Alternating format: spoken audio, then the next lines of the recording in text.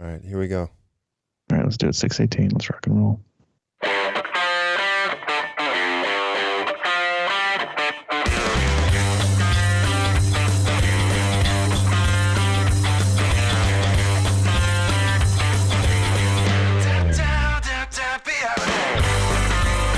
How you doing, buddy? I'm hot. Dude, it is not fall weather. It is 100 degrees here in Overland Park, Kansas, even though the day, September 20th, 2022, it's supposed to be a fall, guys, but it's not. Welcome aboard. You're listening to the Crushing Iron podcast, episode 618. And I am cool. It is beautiful here. I am in a good mood. you seem lively. You're up and at 'em this morning. You're ready to rock. Yeah. Yeah. I feel good, man. I felt great since that race. Oh, yeah, because you had a 13-hour ice bath, so you were perfectly recovered, no inflammation, back and ready to roll. It's a big week for a lot of people. We had a big weekend this last weekend. It was action packed. It was kind of one of those sporadic weekends where a little bit here, a little bit there, not as condensed as it can be. You had Ireland, Maryland. You had a couple big 70.3s. You had some overseas. It was packed. And this weekend, no different. You got Augusta 70.3 same day as Ironman Chattanooga, one of our home races. Previously home races, and if you want to go back and listen when we do in a previous week, but we did go back and do one last year. We released it September 22nd of last year, so you can always search that. It's episode 515. We did a how to race Ironman Chattanooga podcast. So if you're racing there this weekend, go listen to it. We have, I think, quite a few of those, so we're very familiar with the course.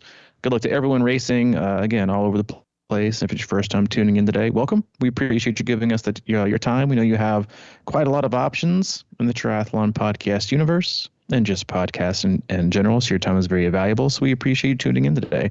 We'll cover it all. We'll do race recaps. We'll also do some race previews. We'll do a lot of swim, bike, and run specific podcasts. But for the most part, Mike and I, as coaches, athletes, best friends, we just sit back, relax, have an open, honest discussion about what we're going through as human beings on this planet, but also as coaches and athletes ourselves.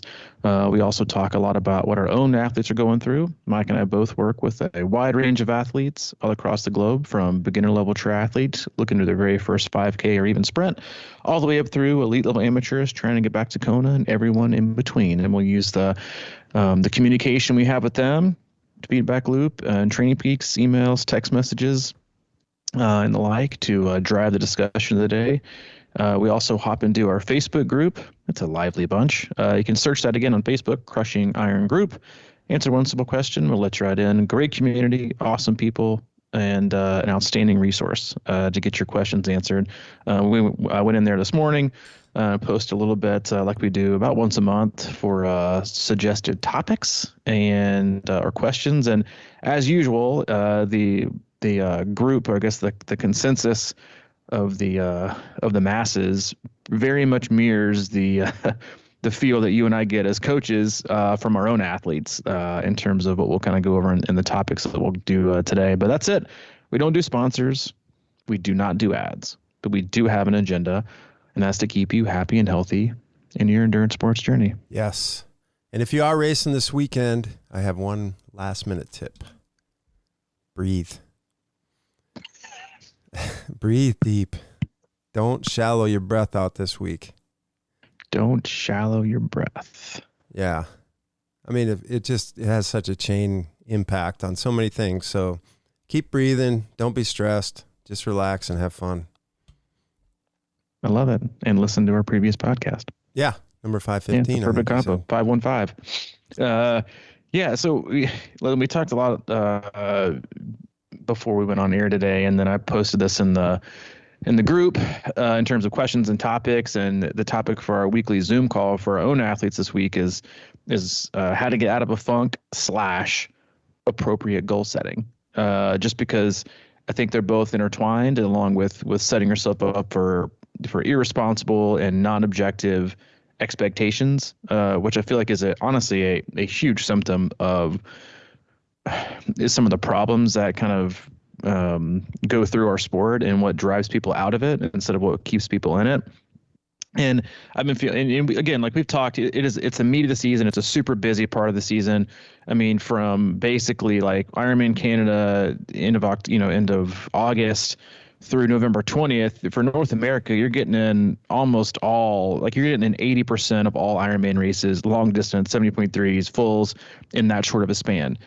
But what sometimes I think we often forget, and you and I are kind of in tune with both because we deal with both athletes, is you get about athletes peaking, right, who are in it, who are ready to roll and crush their races, and you've got athletes who are, kind of making it to the end. They're kind of getting burnt out. They're not sure what they signed up for the race. They signed up for a race a year ago, and their life was totally different, and now they're just trying to salvage what they can to get through the race day and just kind of check the box or not consider it a waste, right? But then you have this whole other population that isn't racing right now, that aren't racing for a reason. And that could be illness, it could be injury, it could be life, right? It could be burnout, it could be lost motivation.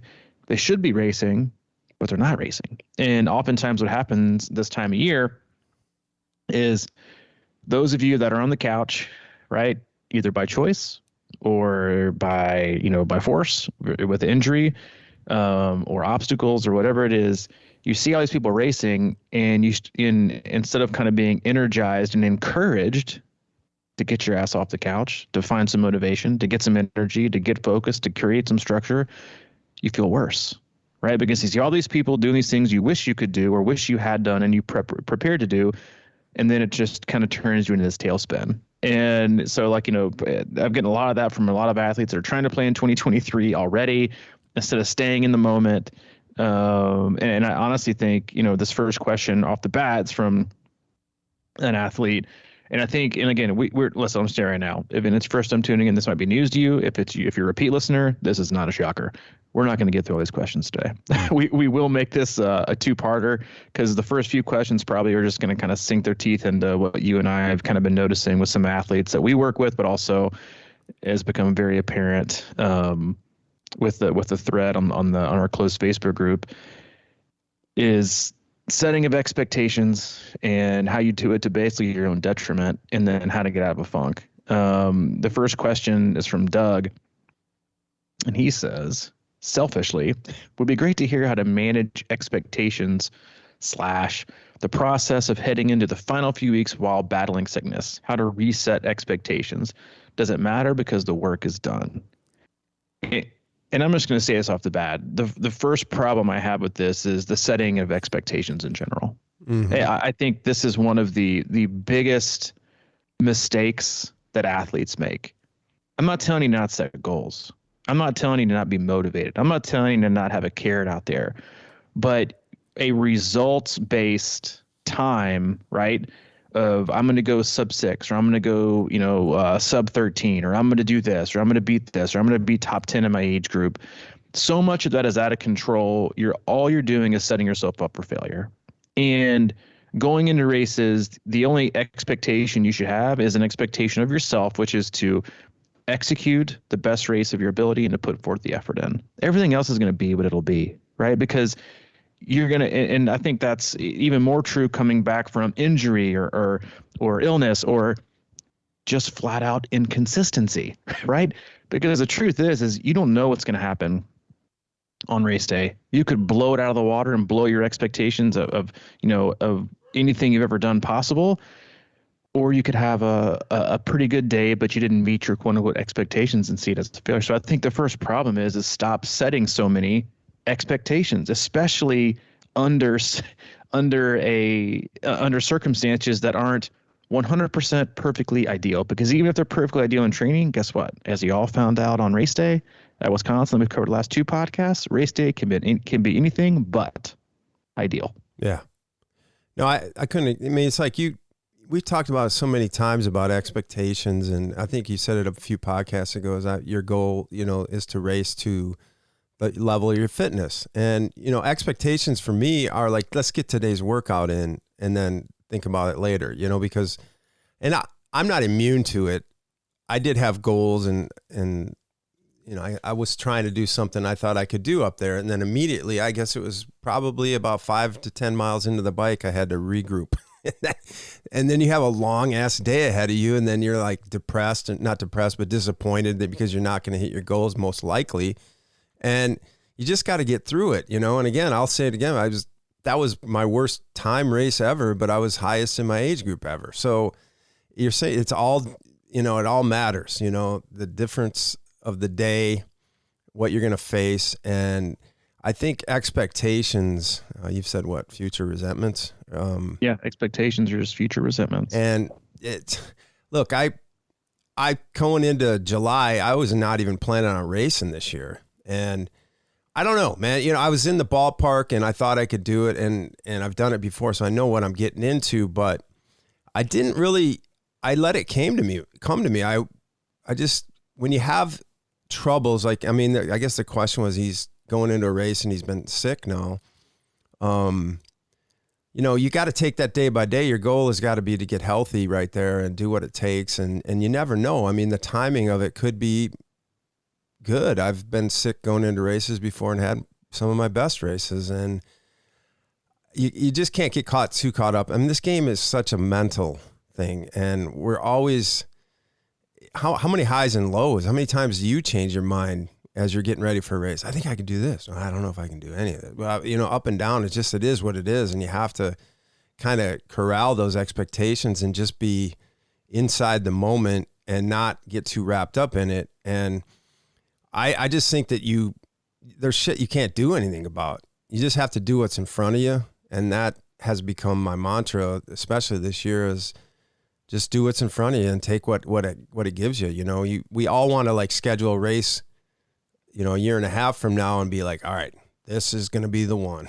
But it starts with, you know, running 20 minutes today or whatever, 30 minutes. And I wasn't even going to race this year until I found something I love to do, and that was mountain biking. And I did that for about 2 or 3 weeks, and I was like, you know, I feel good, and this kind of has me back in the game. And I think it always comes back to that, finding something that feels good and kind of retrains your brain to appreciate what you're actually doing rather than trying to think, well, I'm going to go do this time in a year and a half. That's just such a monkey to have on your back all the time. And it's always sitting there just gnawing at you. My question to athletes is always, why do you need an expectation? Mm-hmm. Right? Well, why do you need, and again, they're all different for different people, right? Some are time based, some are age group based, some are, first of all, like anytime you place like we had an athlete that was at Wisconsin, she had an incredible race, even set a course PR on the day.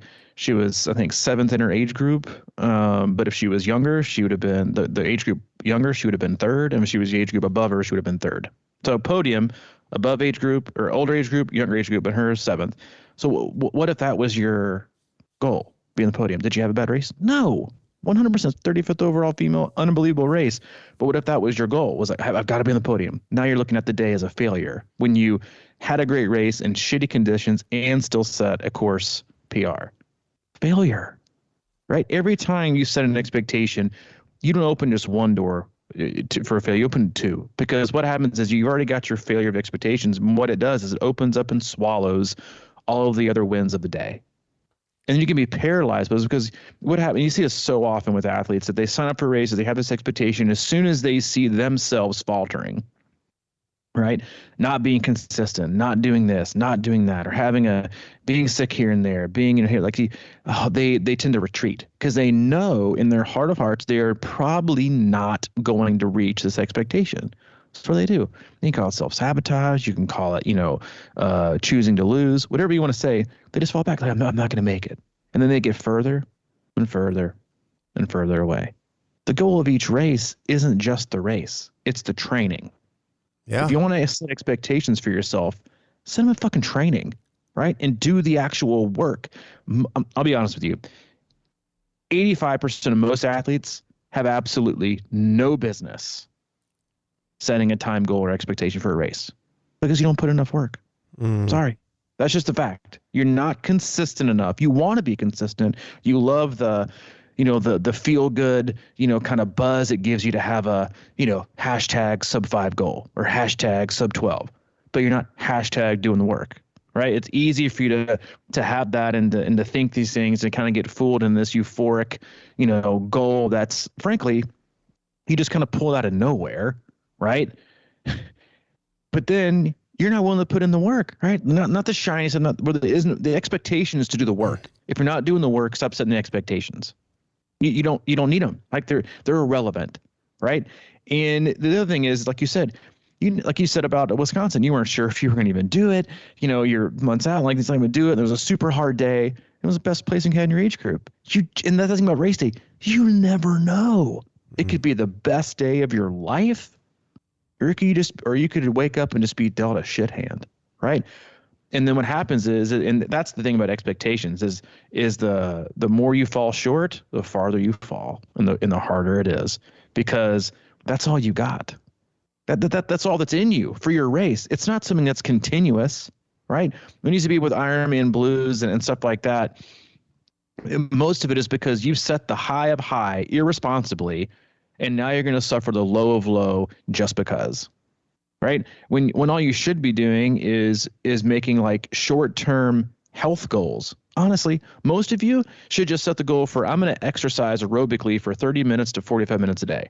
Once you can do that for a few weeks, then you can actually, because again, sometimes it sounds a little bit harsh, but most people exercise their way into Ironman or 70.3s and expect to get these like grandiose results. Mm-hmm. You need to train. Right. So if you want to get results, you can't just exercise your way through, which is sporadic training.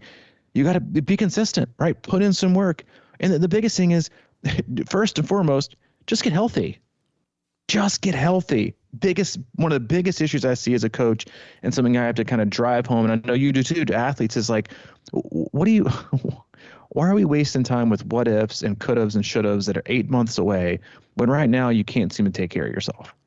You can't make time for yourself, right? You're choosing to invest in everybody else. You can't say no. You're working 75 hours a week instead of getting out and doing a short 30-minute run. That's not good enough because it should have been 60. So you choose to do nothing, right? You're making poor food choices. You're not hydrating. You're staying up till 12 o'clock at night watching Netflix, and you're going on 5 hours of sleep. You're making bad choice after bad choice after bad choice. That's on you. But the good news is, you have control, right, over making better choices, right? Making time for yourselves. Like I had this conversation with an athlete yesterday. I said, the first thing you need to start doing is committing to investing in yourself for 30 minutes a day before you invest in anybody else. Because once you do that, you remind yourself, consciously or subconsciously, you remind yourself that what you do and what you're doing is important. People, some call it selfish, they can call it whatever, but your health is the most important thing in this life. Because if you're not healthy, guess what? You're not going to take care of anybody, right? But yes, I want to take care of Hayden. Yes, I want to make sure I'm around, but I also want to be around for his whole life, right? And I know that starts with taking care of myself, setting an example, right? So little things, like even honestly for me, getting up and choosing to have a cup of coffee and then walk my dog, walk Waffles first part of the day. It's one of those kind of like unselfish, I know you're the same way. Like, it's one of those, it starts off as unselfish, but then you get this like benefit from it because I'm doing it for the dog, but I also get like something out of it for myself because I'm doing something for someone else, but I'm also getting quiet time on my own. And I notice a huge change in myself when I wake up, and instead of just, cranking out, 30 emails and working on Training Peaks, I have a cup of coffee and go out and choose to do something for me, which is giving back, but also getting out and just taking a walk, getting my thoughts together, having time for me in the quiet. It's still dark outside. Make time for yourself. And if you can't make those choices, then stop choosing to make an expectation for a person you aren't yet. You said invest in yourself, and that there's a thing I've been thinking about lately. And, it's this phrase, I can't wait to blank. And a lot of times that was, recently that I'm sure a lot of people, and I was talking to a lot of people, I can't wait to get up there and race, And then what I noticed was when we got up there, a lot of people weren't so excited about racing anymore, when they started seeing the weather forecast and all that kind of shit. So it is this perfect example of getting too far in front of yourself and stuff like that. And really what I've been thinking about is that phrase, I can't wait to. And what that does is it just really strips today or your moment. And now is the time. I can't wait to, I can't wait to get on this podcast. And it was like 5 minutes beforehand. You know, it was something in the present that, like you're saying, going out and walking the dog, that's something that takes, it's something that you should be doing for something, your dog or someone else. And that takes away such a big weight to let you do other things better. And this is what I keep thinking about. I was like, man, we talk about it all the time. I can't wait to go on vacation. And that's like 6 months from now. It's like, what? That is like an illness if you think about it. And I have it. I've had it. I can't wait to do this. I can't wait to do that. What about now? I mean, like what we're doing, like you're saying, I can't wait to go do my 30-minute run here in a few minutes, or the stuff that needs to be done along the way to actually have a shot at getting those goals that you might want to set. And I think we get caught up in that. I can't wait to get to peak. It's like, no, we just started. Let's enjoy what's going on right now. And what you said about just get healthy, man, that is it. That's it right there. Just do what you can do today and look forward to it, instead of always being like, I wish I was better. I wish I could go further. I wish I could do this. I mean, that's like a terrible cycle to get in. I mean, it's really just, like I said, stripping you of your life, really, if you think about it. If it's always like stuff out there, my buddy retired recently and he was talking about that. He goes, I'm never in a hurry anymore. I just like doing what I'm doing. He goes, I don't care what it is. I just want to be where I'm at with who I'm at. And I think that's so valuable. You hear about that. It's like, I can't wait till I'm retired or whatever it is. And I just think that's a really clear thing that we all do, probably, that we need to really work on and pull back, because we got to find enjoyment in what we're doing now, or it's never going to come together.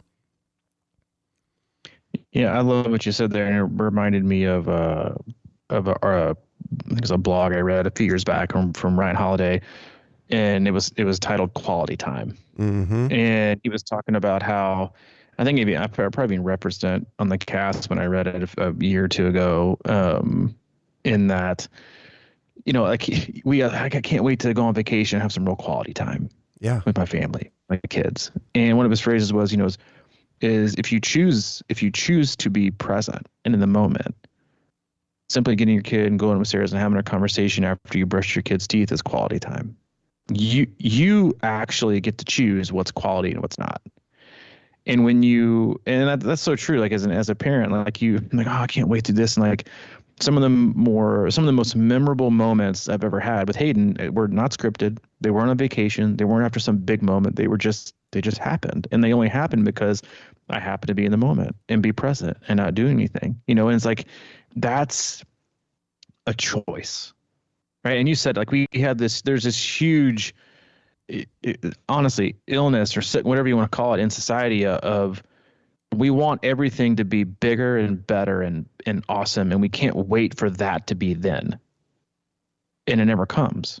And what you're doing now is you're wasting the moments you have now. Right. Like, I can't wait for this Ironman block to be over. I can't wait to, you start to, disregard, the positives you're having in training, because I can't wait to be sub 9, minute pace. And you started in the 13s. Mm-hmm. It's like we get so caught up with expectations and we choose, and you can blame it on social media, but it's your choice to be on it, right? It's your choice to be on Strava. It's your choice to follow people that you continuously compare yourself to. It's a choice, right? So what you can continue to do is you keep inviting in more opportunities for negative experiences, for self-criticism, for comparison, right? For failing in expectations. All those moments, all that time, all that energy gets removed, right? From the positive energy and the intentions you have to be better for yourself. And then you go out for, and it's supposed to be for you. The first thing you do when you get done is get back on your watch and compare to the 30-minute run you did back in 2018, and all that, somewhat similar course, but a little bit warmer. And like, I was 2 seconds closer. I feel I'm getting slower. I'm like, what the fuck is wrong with you? Like, what are you doing this for? Yeah. Like, I don't understand it. And because like there's nothing, again, like, you should be doing this to be healthy and to be positive and to be happy, but so many people get caught up in the total opposite, right? And it is so much about health, just not physically, but mentally and emotional health, right? And fitness, because there is mental and emotional fitness, because honestly, most people go out each day looking for losses, looking for negatives, right? I had this great day, had this great thing, but, and listen, we're all like that. Like, we can't take our own compliments. I'm one of them. I'm pretty shitty at that. But it's like sometimes we go out and we put ourselves out there to accept losses, and then we wonder why we feel so defeated. Hello, right? It's like showing up to a football game with 3 players. I don't know how we lost today. I mean, I really, really felt good. Like, we had a good game plan. I'm like, you didn't show up with the whole roster. You didn't show up ready to play. Mm-hmm. It's like there's always reasons, and they're obvious. And what sometimes you need, and this was like a really popular Facebook post we had, maybe 2 or 3 weeks ago. Our operations girl, Summer, she posted, and she was like, hey, I went out for a run. I've been feeling a lot of losses. And she texted me, she's like, I'm just feeling stressed. Like, sometimes instead of just looking for losses, you got to go out and take a win. You got to take one and ripped off like a mile to prove that you can still do it. Sometimes you have to be on the offensive to take the wins, right? But guess what? That's a choice. Because I personally believe choosing to feel defeated, choosing to feel like you can't get anything done, again, it's a choice. And your mental and emotional fitness has a direct impact on your physical fitness, right? Going into a race tense, going into a race stressed, going into a race so nervous and so anxious, you think that's going to yield your best result? No, right?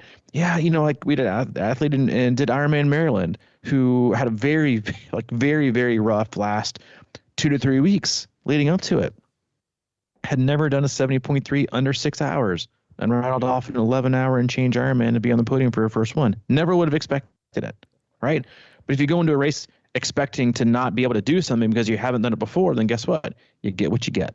Or you go into a race to do your best and you get what you deserve. And that's just I love what you said about I can't wait to go on vacation. I can't wait to. Most people come back from vacation fucking wiped. I can't wait to get back home. Yeah, there's a term. I need a vacation for my vacation, because you come home done. Like we even talked about before, like travel, exhausting, right? It's just you're toast. It takes me a week, no matter where I go, no matter if I race or I spectate or I coach, I'm shredded for like a week. And like the easiest days are kind of honestly at home in the own structure of your own environment. But that's you, right? And going out and committing, again, last athlete story I'll share for the last minute before I shut up, is like an athlete earlier today shoot me a screenshot. It's like, 7:45 in the morning, nailed this. I'm feeling great. And he was like, did I pass the test today? And I said, any day you choose to do the work, you pass the test. Yeah. Because it's not results based, right? In terms of numbers and hitting the specific and being perfect. The intention is what gets you 90% of the way, right? The intention to do the work and to try. But most people do it reverse. They only want to have the intention and to put in the effort if they know they're going to win or they're going to succeed. And if they don't know that, or they don't think that, they backpedal or they don't even show up. One of the things I think about a lot with regard to training and everything like this is fast is the glitzy part. Being fast is the glitz. Is the thing we all talk about, right? We want to be fast. We want to do this race in such and such a time. We want to be this. We want to be able to run this fast and get it done. But honestly, most of us are probably, 40 plus or whatever, listen to this podcast or whatever. You're getting older. You want to get in shape, right? And stay in shape. But I can tell you honestly from my heart that health and strength should be the number one goal. Like we can all talk about getting fast, and fast is all relative too. That's the thing about this sport, especially in full distance. It's like, Yeah, I used to be real fast. I could probably, maybe when I was younger, do a 5-minute mile or 5:30 mile or something like that. But like, why is that even on my brain anymore? Because as you go through life and get older, you just want to be healthy and feel good. And if that's the goal, I just think it sort of solidifies everything and gives you a nice grounding and a base, and then you can go from there. And then like we talk about, it's not how fast you go, it's how least or little you slow down. That's the whole point, right? I mean, we get caught up in speed and all these things and that are kind of unrealistic, really. I mean, how many times you've seen it? It's like most people think they're going to run X and they run Z every time or whatever, most times in the race. I'm like, and to your point though, some people who train and know they've trained enough and effectively enough, they know what they can run, and they usually can. And when you own your training, you can kind of go into a race and at least have a pretty close feel for what you're going to do. But a lot of people don't. They're just kind of all over the place. And maybe 2 months ago, they ran a really nice 1.5 hour run. And they're like, there it is. That's my goal, 2 months before the race. But, I can tell you, man, after doing, I don't know, after this race, it wasn't anywhere near as fast as I wanted to do it. But when I got done, how I judged that whole thing was I was a little sore Monday, and then I felt good on Tuesday. And I've just felt good since then, not only physically, but mentally. And it was something about just sort of getting it done, man. And knowing you can get through something like that. And I mean, I actually think it was, I don't know who, it might've been Riley who said it, is like, if you can do this race, you can, most things in life aren't going to be that hard on you. And there's some certain truth to that, man. You get through, and I know hopefully it doesn't fade away. I'm sure it will unless I keep doing what I'm doing. But like I told you last week, I'm going to get back in the water. And I didn't have any goal. I didn't take a watch or anything. I just swam for a while. And I was like, this feels good.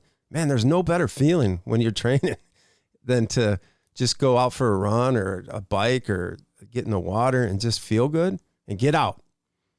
Like right now, that's all I'm caring about. If I'm going to go too hard or too far, then it's like, I'm not going to do that. I'm going to stay on top of this right now and just still love it. How do you love this sport? It's not by grinding yourself into the floor and always having unrealistic time goals out there. And they're not always unrealistic, but you know what I mean? Like every day we go into workouts, we're always like, oh shit, that 100 was 2 seconds slower than I hoped. It's like, what? It's like, how do you feel when you get out? What you said about the effort piece is what resonates the most with me and what I see with athletes, and I see even with myself as I feel confidence and I think that's it. Confidence leading into races and contentment or being content is when I put in the effort, I'm the most confident, and there are no expectations because I've already gotten out everything I've wanted from the journey, at least 98% of it from the effort that I put in training. That's when I feel the best. That's when I'm the most confident. What I often see, I think most athletes would admit this to you, is the more ridiculous and the more high your expectation is, it's basically countering your lack of effort and your lack of production in training. Like you see us all the time, especially with endurance athletes, and we reference this frequently on the podcast, and I'll reference it again right now. All right, purchase 12-week training plan. All right, got a few days in. Missed a week because I can't do it on my own. 16-hour week. Purchase this one.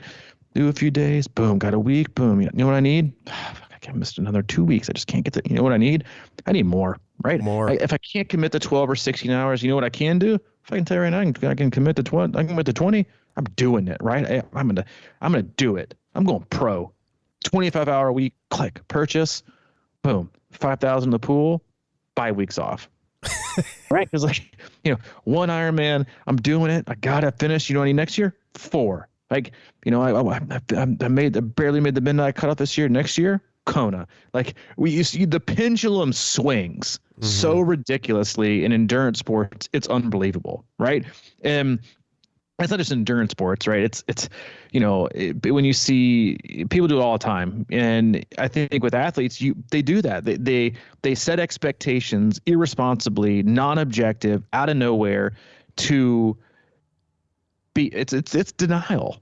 For most people, it's the denial of the direct effort and you put into training, because the win you get, the value you get, the production you achieve that you're bought into, the benefits you get from being structured and process oriented, you win along the way. And we've referenced this before, like on 70.3s and fulls, it's just graduation day. Mm-hmm. You're just going to pick up your diploma, right? You get to throw your cap up, you get to move your tassel from here to there, and then that's it, and then you go out to your friend's house and have, veggie trays and fruit and many ham and cheese rolls at your parents' house. Woohoo, right? What? That's it. Your graduation day is this. All you do from graduation day is sit around, wait, it takes forever, and you talk about the horrible speaker you had. That's it. The 4 years before that, the work you put in or didn't put in, right? The person who works their ass off for all 4 years, who knows they're going to graduate, who knows what's going to happen, confident, breezy. The person that slacks ass their way through and who isn't quite sure they're going to graduate with their class, not so much enjoying the last week or two, right, of training. Yep. Or of leading up to graduation, because they might not be walking, right? And so like that's what you see so much with but that's the same person who's like, posting selfies of them in the library with like 17 books. It's like, studying hard, baby, crunch time. And you're like, dude, you had to ask me directions for the library a week ago, and you've been at the school for fucking 4 years. Like, but that's what you see, right? You overcompensate. Athletes, people, everybody, you overcompensate when things aren't going right. You didn't do the work. And I think I referenced this last week for another athlete. I said, when you line up at the start line, you're more intimidated by the work you didn't do than the course in front of you. And that usually, again, mirrors irresponsible expectations, because you think an expectation is going to get your ass out of bed in the morning. Sorry for all the bombs today, but it's sometimes, some of you guys say when you listen to our podcast, you go to church. Just maybe is a more, laid back church today. But like getting up, doing the work, like that's not an expectation ain't gonna get you out of bed, right? Wanting to get better is going to get you out of bed. Committing to getting the work done is getting you out of bed, right? Not knowing how the run is going to go, or the ride's going to go, or the swim is going to go, not knowing what pace you're going to get, but doing it anyway, that's how you get wins. That's how you get better. But everyone's so focused on the end result and not today's effort that you can't help but get in your own way. And you continue to fall short, and then you continue to be frustrated and wonder, I just don't know why I keep getting in the funk, right? It's because your whole mindset is way off, right? It's totally way off, right? And this is something that we just drive home day after day or the day of this athletes. It's like, today is just a day, right? And that's like the answer. Every workout is a test, right? It's a drop in the bucket, right? It's not just like one test that you put all this like a stock behind. You're getting better every day by doing something, but it's the consistency that matters in doing it. It's the choice, right? That's like, I referenced my weekly email about Hayden. He's one of the things I've been most proud about him is he's tried to pick up, like he's never skated in his life up to like 6 weeks ago. We got him rollerblades every morning on his own without anybody asking. He goes out, he's like, because he's an early riser, about 30 minutes before school starts, he's like, I'm gonna go outside and skate. And he puts on his helmet, puts on his pads, gets a stick out, and goes out there and practices and skates on his own.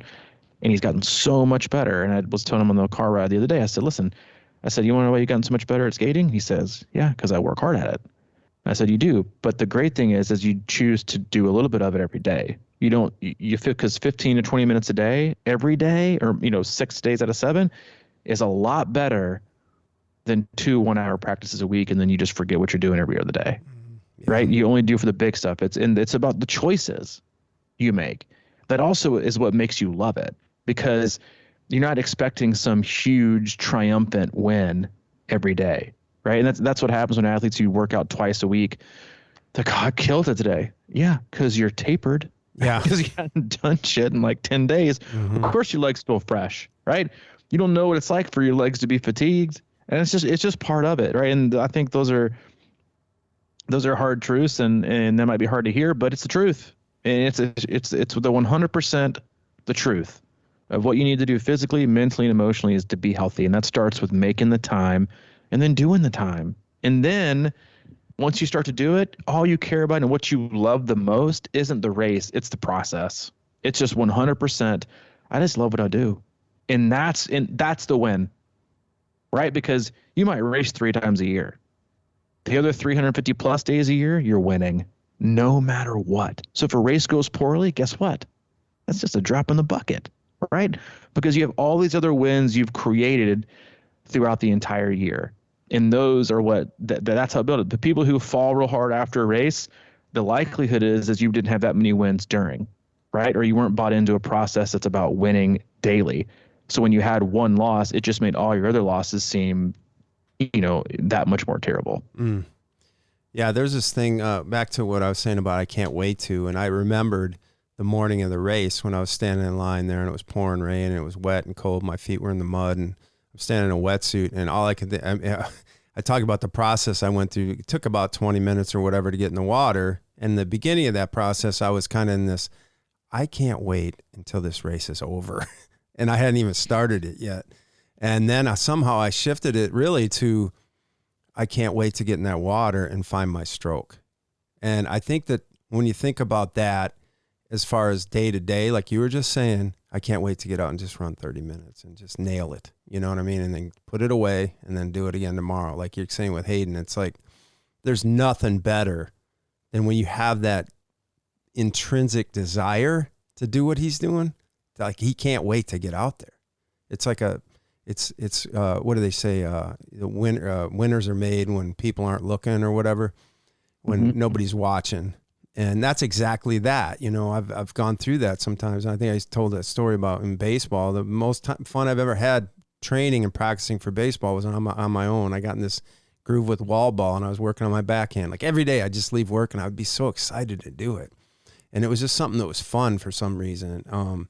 So to find that little joy in something, and I think a lot of times it's because you can tell you're getting better and it's a manageable workout. It doesn't feel like drudgery to get out there and just like keep going through the motions. You got to find those little wins. Like you said, win every day.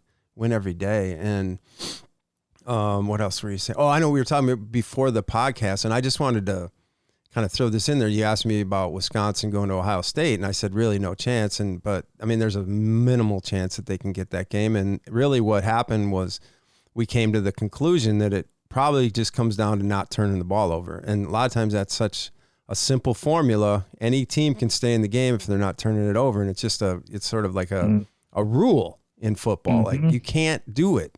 And I started thinking about what turnovers mean. And that usually is when you're trying to do something that is a bad idea, or you're trying to get out of yourself. You're trying to, squeeze a ball in a hole that's not there, or, you're trying to run over somebody that's bigger than you, or whatever happens. And it's almost applicable to races. Like, what are your turnovers in an Ironman? It's like you get into a space where you're doing something that you shouldn't be doing, when if you just kind of laid back and just stayed in the pocket and didn't turn it over, you're probably gonna have a good race. But that comes down to patience, and that comes down to not being fancy and getting caught up in the glitz and wanting to crush everything, And I think that's what happens a lot of times. These teams come out and they're just fired up and they blow their load in the first quarter.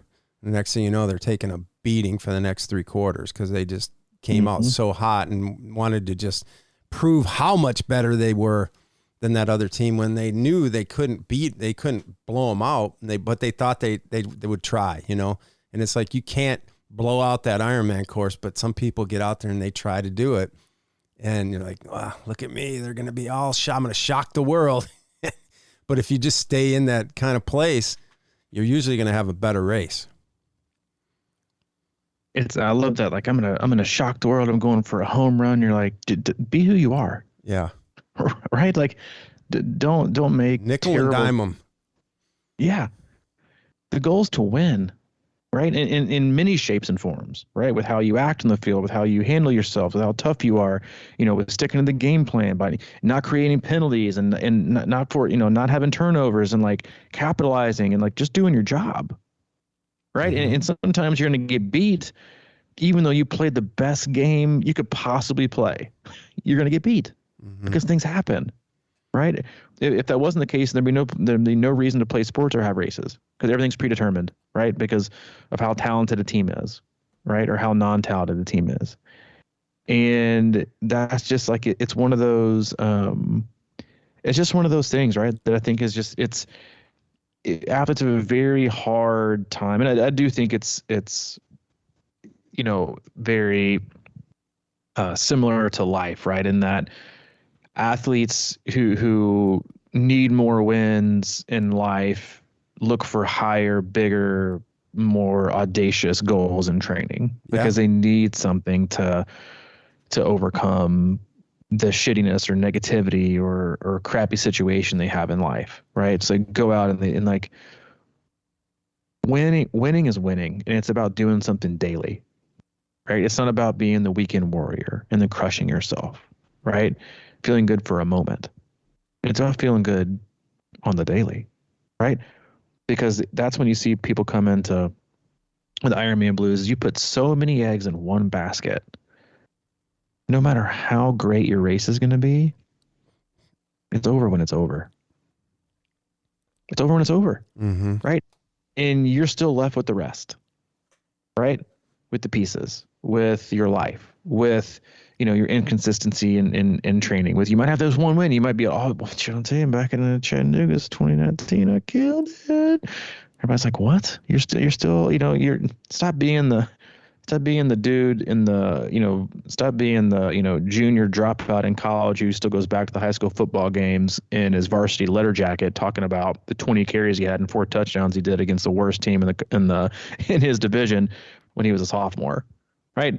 It's not gonna last. People move on. Like it's what's happened. Your health, right? Your mental, and emotional, and physical fitness, and that's something you have to choose to do daily. And there's so many things people choose to do and not to do that are the deciding factors. Because a lot of athletes go into race day super confident because not because they have an expectation, but because they look at their body of work, not the day of work that has to be done. That's what gives people confidence. The people who lack confidence don't do the work. They just don't do the work. And if they do the work, they're stuck in, a body that's 5 years prior that just isn't that for whatever reason, and again, for some people, it takes a lot more work to mentally be where your body is than others because of, maybe past coaching experiences or parenting or whatever it is.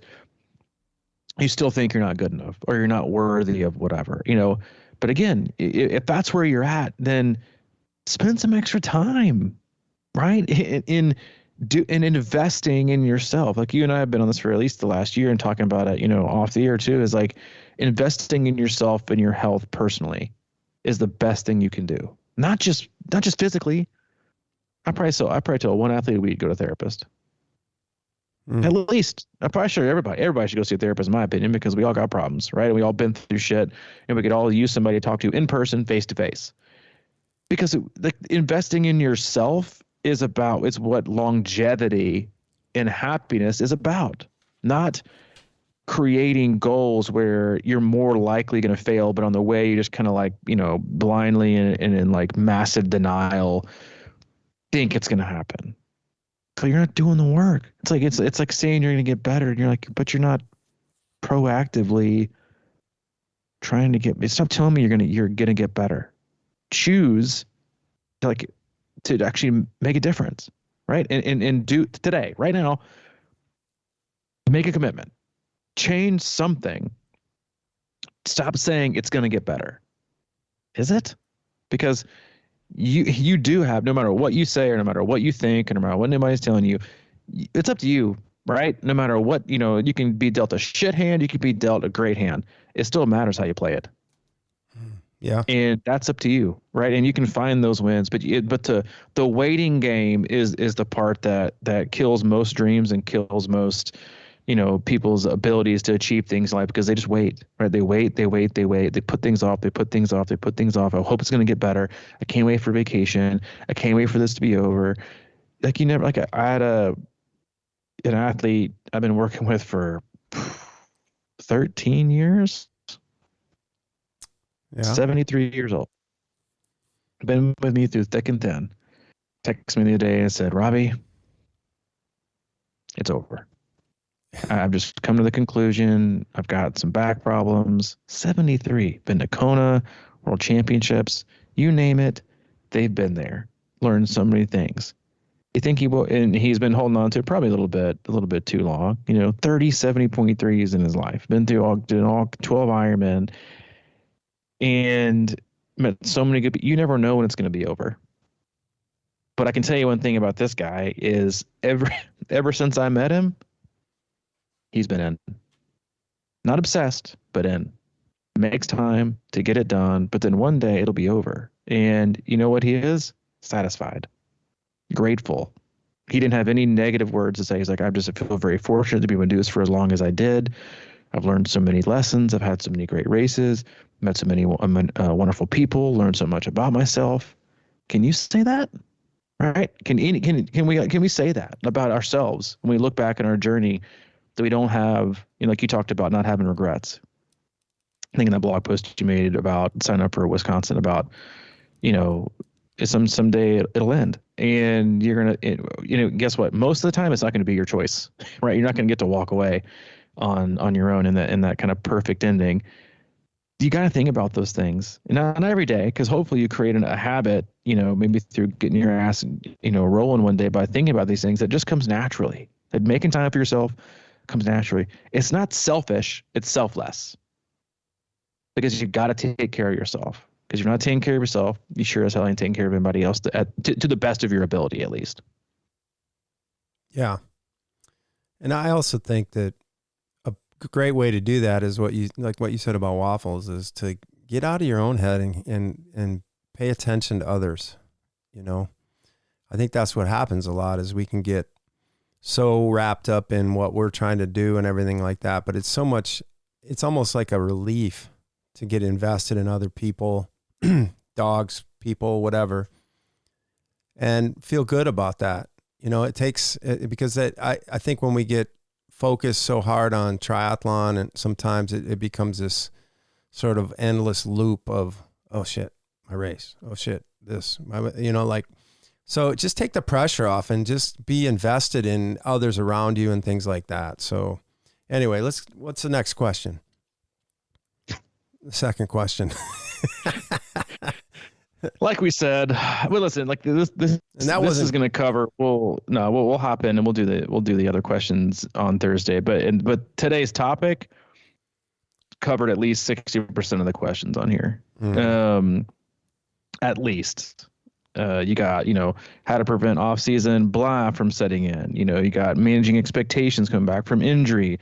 You got all these. There's a lot of comments, how to keep a positive attitude after a badly executed race, how to come back after a DNF, the right way to jump back in. A lot of it is relevant to a lot of them. A couple are more specific, and we'll touch those on Thursday. But this is obviously, and our athletes aren't special. They're just like everybody else that listens, just people, right? So we're all kind of going through the same stuff, and usually they can kind of always tell the pulse of the higher percentage and the pulse of the community, positive or negative or indifferent, is a lot of people going through the same thing. And so it covered a lot, but yeah, that was technically one question we kind of, we definitely, I think, addressed quite a few. We'll address the rest on Thursday's cast. Yeah, before we do that though, we did post it on Instagram and on our closed Crushing Iron group. In the next few weeks, we'll be releasing some info. We're going to do an Ironman Wisconsin and Wisconsin 70.3 training camp. We'll do that up in Madison next year. It'll be the same weekend for the 70.3 and the full. And then we're also going to do a kind of a training plan. We never done this before. Do a race training plan for both. That'll start January 1st, take you all the way up through race day. That'll include just a straight up training plan, no comments, no personalization, just a really, we had a lot of success, the 70.3 there and the full. So we had great intel and a great format for this training plan outline for athletes. And again, that'll go from January 1st all the way through race day. And then we'll do a monthly Zoom call for all the athletes that are on that plan. We'll sell the plan separately and also sell the camp separately. That'll be on course again for both those events. And then we'll also offer a kind of a combo purchase where you can save a little bit on both. It's one of our favorite cities, one of our favorite races, one of our team races for next year as well. Both the 70.3 and the full, a town we love a lot, and one that you're awfully close to now. So we'll have more info on that in the next week or so. Yeah, I can't wait for that. I'm ready. Yeah, I'm ready too, man. Crush that damn thing. As always, if you need anything, head over to our website, c26triathlon.com. Yeah, what's up? No, I was going to say, I can't wait for it. But I'll be in the moment today. Go ahead. I wasn't going to call you out on that because, like we're all hypocrites at some point. 100%. I bring all my shit on my own. I learn through myself. So I'm not trying to say I have all this down. I'm just saying what I work on. The only reason we can talk about this stuff is because we've been there. We've done that, or we're in it with you. So that's the only reason I think our podcast resonates so many, because it's not like we're talking from a place of elitism or superiority. Is we're just average Joes producing a 6 out of 10 podcast twice a week, and we might not be the best, but we're going to outlast everybody else and be more consistent. And that's just kind of how we roll. We've been in the sport for a very long time, and we made a lot of mistakes, and that's fortunate for you that hopefully you don't have to make them too. And like I was saying, as always, head to our website, c26triathlon.com. It's our one-stop shop for all things coaching, camps, and community. And also, if you need anything looking for coaching in 2023, reach out to one of our coaches. Clicking on that tab, get more info there. If you need anything from Mike, he's available, CrushingIron@gmail.com. If you need anything from me specifically, c26coach@gmail.com. All right, buddy. I will catch up with you. See you, David. See you.